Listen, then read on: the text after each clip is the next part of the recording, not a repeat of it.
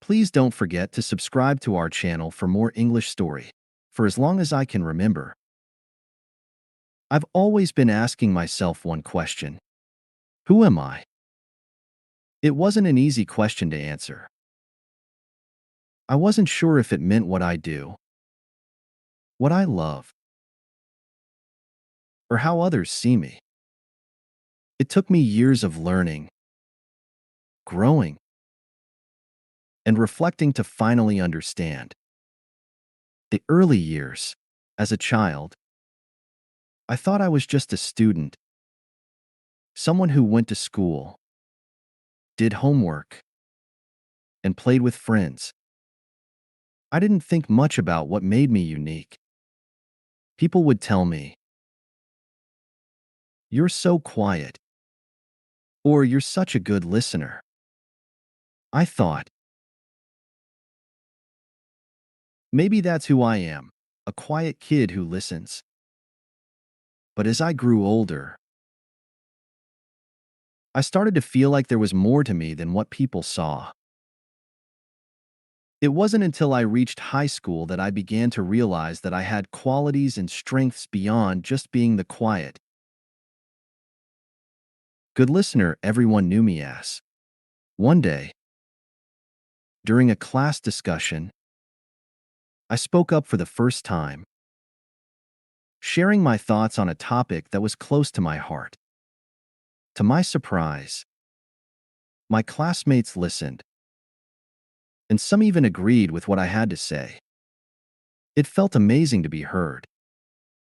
From that moment, I began to pay closer attention to my interests and abilities.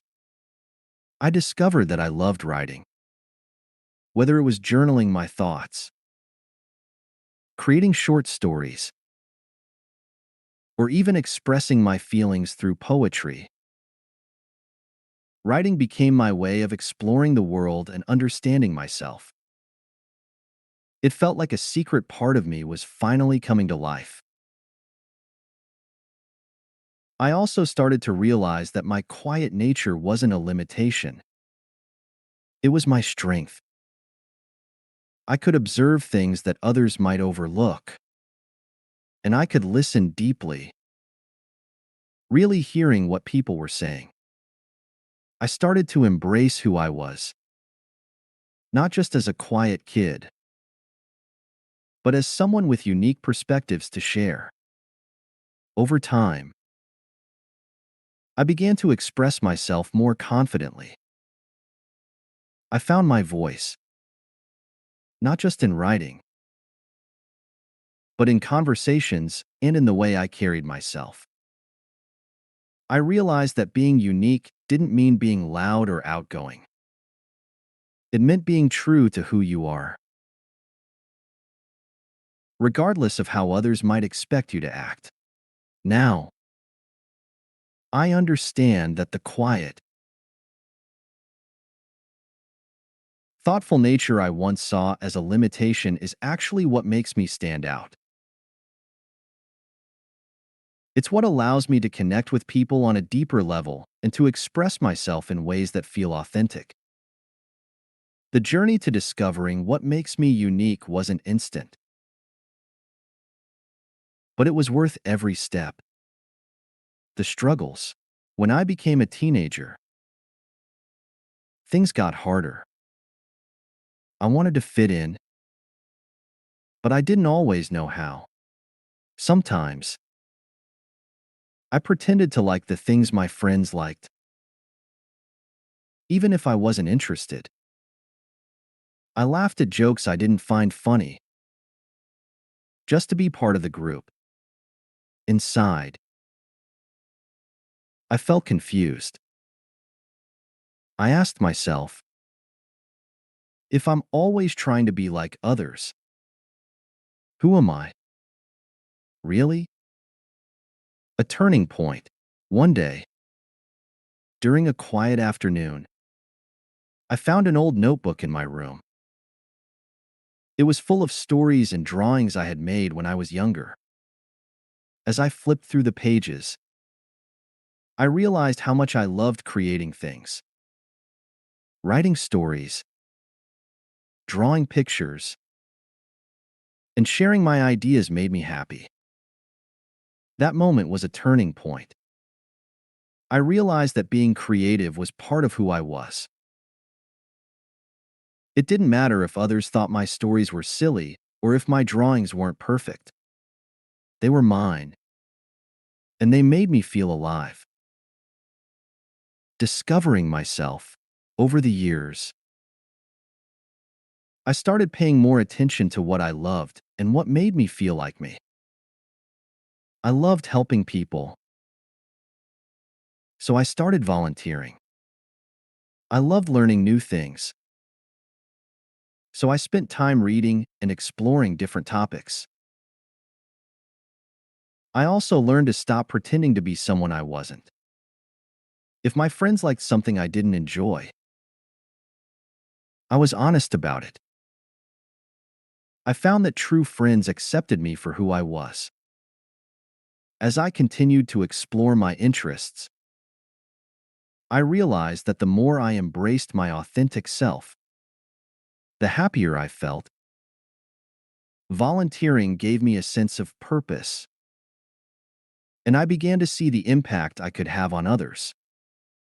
Whether it was helping at a local shelter, tutoring younger students, or just being there to listen to someone in need, I felt fulfilled. It wasn't about doing grand gestures. It was the small, everyday acts of kindness that truly made me feel like I was making a difference. Reading and learning became another source of joy. I wasn't just reading for school or to impress others. I was reading because I was genuinely curious. Whether it was science, history, or even fiction, learning about new ideas and perspectives expanded my view of the world.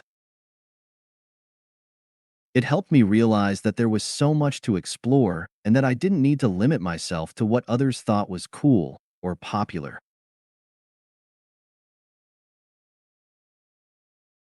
But perhaps the biggest change came when I stopped pretending to be someone I wasn't. For so long, I had tried to fit in by liking what others liked or pretending to be more outgoing than I really was. But as I grew older,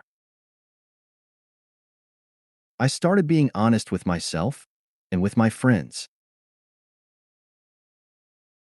If I didn't enjoy the latest trends or wasn't interested in certain activities, I simply said so.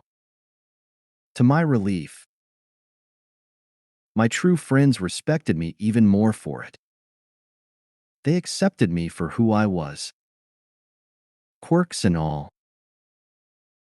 And I began to realize that the best relationships are built on honesty and authenticity, not on pretending to be someone else. In the process, I learned that it's okay not to fit in with everyone. What mattered most was being comfortable with who I was. Over time, I became more confident in my own skin. I didn't need to wear a mask to feel accepted. I just needed to be myself. Now, looking back,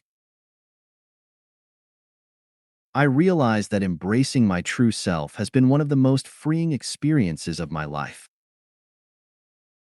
It's allowed me to build deeper connections, pursue what truly excites me, and live in a way that feels authentic and fulfilling. And I've come to understand that the journey of self-discovery is never fully complete. It's an ongoing process, and that's what makes it so beautiful. Who am I now? Today, I know that the answer to who am I isn't simple. I'm many things. I'm a dreamer who loves imagining new possibilities. I'm a friend who listens and cares. I'm someone who keeps learning. growing, and trying to be better every day. Most importantly, I've learned that it's okay not to have all the answers. Who I am might change as I grow older, and that's okay. What matters is staying true to myself and living in a way that feels right. The lesson: if you ever ask yourself, who am I? Remember this. You don't have to figure it all out at once. Pay attention to what makes you happy, what excites you, and what feels meaningful.